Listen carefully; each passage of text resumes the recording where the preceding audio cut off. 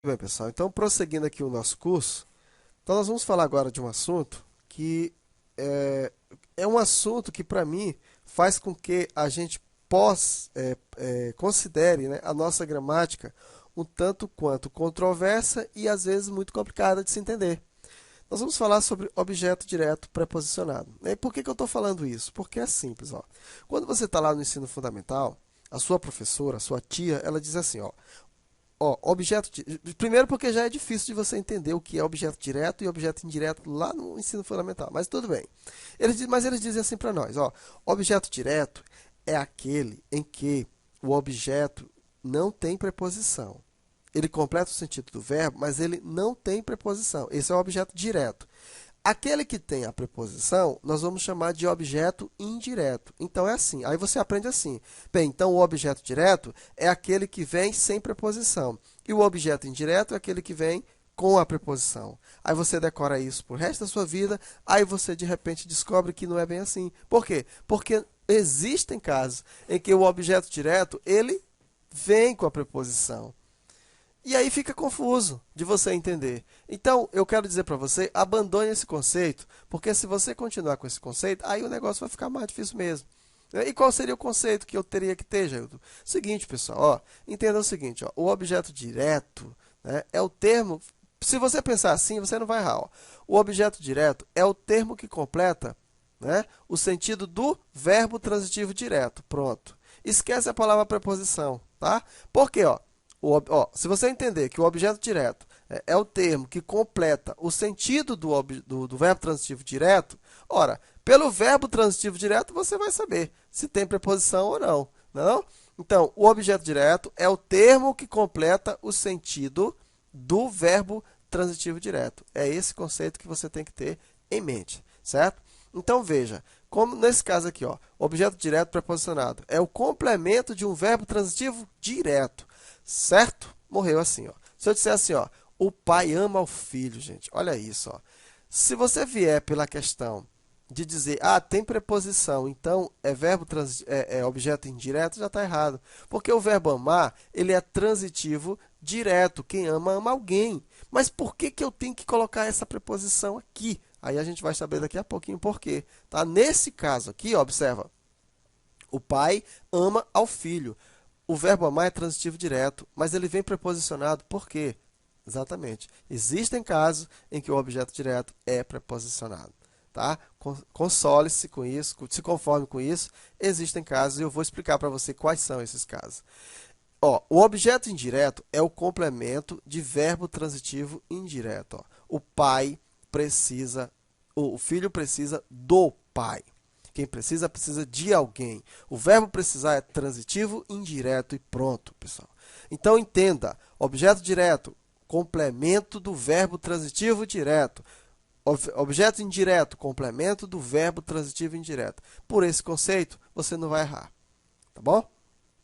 Então, agora, nós vamos entender por que existe esse negócio. Por que existe objeto direto preposicionado.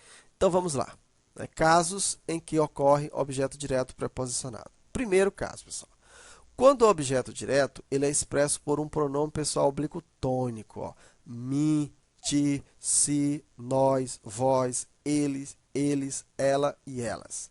Então, quando o objeto direto ele é expresso por um pronome pessoal oblíquo tônico, ele precisa de uma preposição. Olha isso, ó. Você ofendeu a ele, não a mim. Pessoal, quem ofende, ofende alguém e não a alguém, tá? Então, nesse caso, ó, você ofendeu a ele.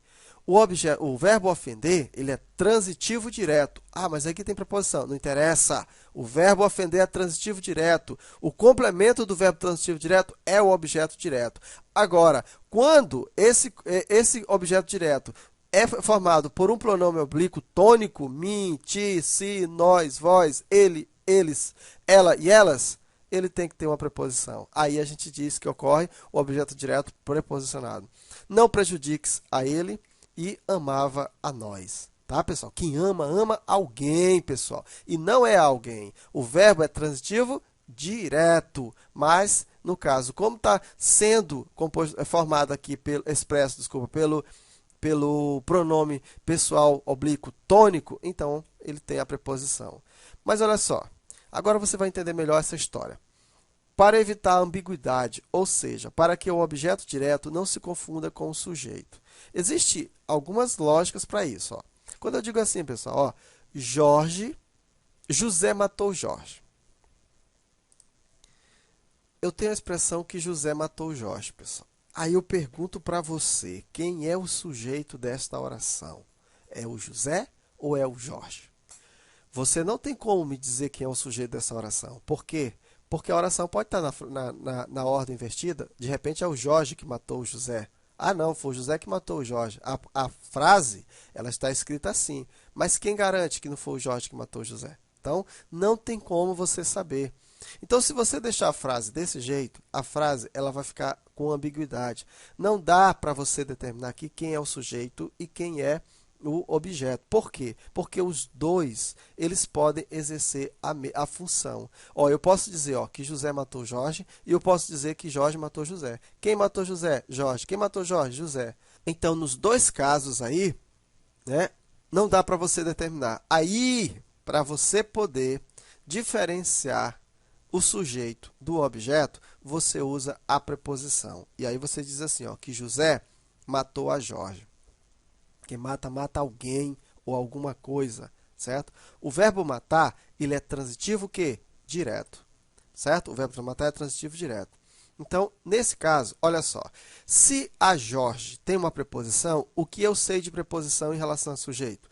Eu sei o seguinte, anota essa frase aí. O sujeito nunca, olha a expressão, nunca vem precedido de preposição.